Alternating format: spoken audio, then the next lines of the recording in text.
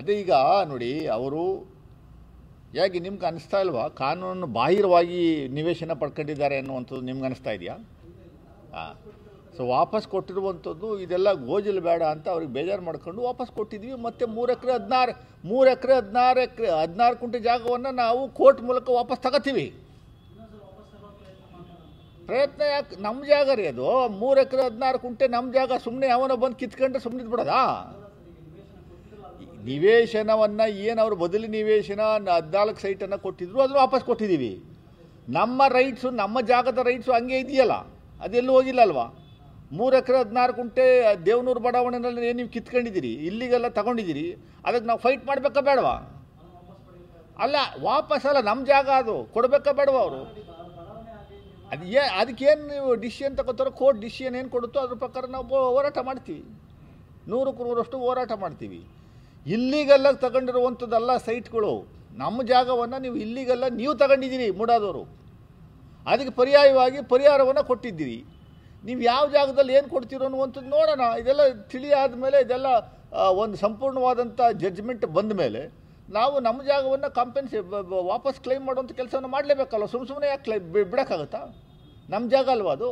3 ಎಕರೆ 16 ಕುಂಟೆ ಕೊಡಲಿ, ಅದೇ ಜಾಗ ವಾಪಸ್ ಕೊಡುವಂಥ ಕೆಲಸವನ್ನು ಮಾಡಲಿ. ಇಲ್ಲ ಪರ್ಯಾಯವಾಗಿ 3 ಎಕರೆ 16 ಕುಂಟೆ ಎಲ್ಲಿ ಕೊಡ್ತಾರೋ ಕೊಡಲಿ, ಅದನ್ನು ಆಮೇಲೆ ಕ್ಲೈಮ್ ಮಾಡ್ತೀವಿ. ಈಗ ಬೇಡ ಅದು.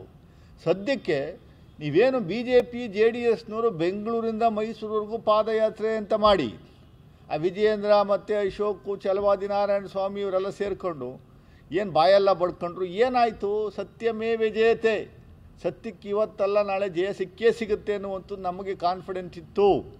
ಈಗ ಏನಾಯಿತು? ಯಾರೋ ಒಬ್ಬ ಜೋಕರ್ರವ, ಬ್ಲ್ಯಾಕ್ ಮೇಲರು, ರೌಡಿ ಶೀಟರ್ ಆಗಿದ್ದವನ ಕೈಲಿ ನೀವು ಕೇಸ್ ಹಾಕ್ಸೋಂಥ ಕೆಲಸವನ್ನು ಮಾಡ್ತೀರಿ. ಈಗ ಏನೂ ಇಲ್ಲ ಅಂತ ಅದು ಯಾವಾಗಲೂ ನಾನು ಮತ್ತೆ ಅಪ್ರೋಚ್ ಮಾಡಲ್ಲ, ಅಪೀಲ್ ಹೋಗಲ್ಲ ಅಂತಂದು ವ್ಯಕ್ತಿ ತಿರ್ಗಾ ಅದೇನೋ ಹೈಕೋರ್ಟ್ಗೆ ಅಪೀಲ್ ಹಾಕ್ಕೊಳ್ಳಿ, ಸುಪ್ರೀಂ ಕೋರ್ಟ್ಗೆ ಹಾಕಲಿ. ಅದೇ ಈಗ ಡಬಲ್ ಬೆಂಚ್ಗೆ ಹಾಕಿದ್ದಾರೆ, ಹೈಕೋರ್ಟ್ಗೆ, ಸುಪ್ರೀಂ ಕೋರ್ಟ್ಗೆ ಹಾಕ್ಕೊಳ್ಳಿ, ಇಂಟರ್ನ್ಯಾಷನಲ್ ಕೋರ್ಟ್ಗೆ ಹಾಕಲಿ.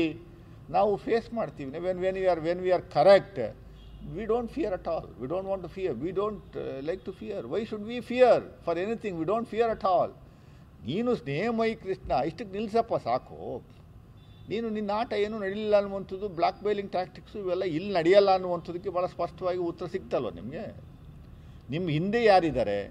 ಹೈಕೋರ್ಟ್ ಲಾಯರ್ಗಳಿಗೆಲ್ಲ ಅಷ್ಟೊಂದು ದೊಡ್ಡ ಮಟ್ಟದ ಫೀಸು, ಸುಪ್ರೀಂ ಕೋರ್ಟ್ ಲಾಯರ್ಗಳನ್ನೆಲ್ಲ ಕರ್ಕೊಂಬಂದಿಲ್ಲಿ ವಾದ ಮಂಡನೆ ಮಾಡಿಸಿದ್ರಲ್ಲ ನೀವು, 3 ಜನ 4 ಜನ.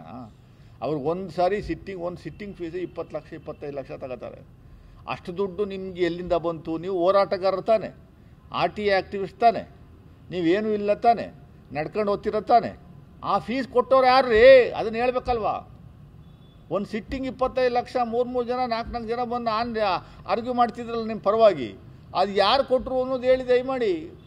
ಸ್ನೇಹಮಯಿ ಕೃಷ್ಣರವರೇ, ನೀವು ಬಹಳ ನಾನು ಸತ್ಯ ಹರಿಶ್ಚಂದ್ರನ ಮೊಮ್ಮಗ, ಅವರ ಥಳಿಗೆ ಹುಟ್ಟಿದೋನು ಅಂತ ನೀವು ಹೇಳ್ಕೊತಾ ಇದ್ದೀರಲ್ಲ, ದಯಮಾಡಿ ಅದನ್ನು ಸ್ಪಷ್ಟಪಡಿಸಿ. ಇನ್ನು ಮತ್ತೆ ಬ್ಲಾಕ್ ಮೇಲ್ ಮಾಡಿ ಸಿದ್ದರಾಮಯ್ಯವ್ರಿಗೆ ಮಸಿ ಬೆಳೆಯುವಂಥ ಕೆಲಸವನ್ನು ಮತ್ತೆ ಮುಂದುವರಿಸಿದ್ರೆ ಅದು ನಾವು ಬೇರೆ ರೀತಿ ಕಾನೂನಾತ್ಮಕವನ್ನು ಕ್ರಮವನ್ನು ಜರುಗಿಸುವಂಥ ಕೆಲಸವನ್ನು ನಾವು ಮಾಡಬೇಕಾಗುತ್ತೆ, ಮಾಡ್ತೀವಿ. 100ಕ್ಕೆ 100ರಷ್ಟು ನಮಗೇನು ಡ್ಯಾಮೇಜ್ ಆಗಿದ್ದು ಆ ಡ್ಯಾಮೇಜ್ನ ಕ್ಲೈಮ್ ಮಾಡುವಂಥ ಕೆಲಸವನ್ನು ಮಾಡ್ತೀವಿ. ಡಿಫಾಮ್ ಆಗಿರುವಂಥದ್ದು ಡಿಫಾಮೇಷನ್ ಕೇಸು ಹಾಕುವಂಥದ್ದಕ್ಕೆ ಅವಕಾಶಗಳಿದ್ದಾವೆ.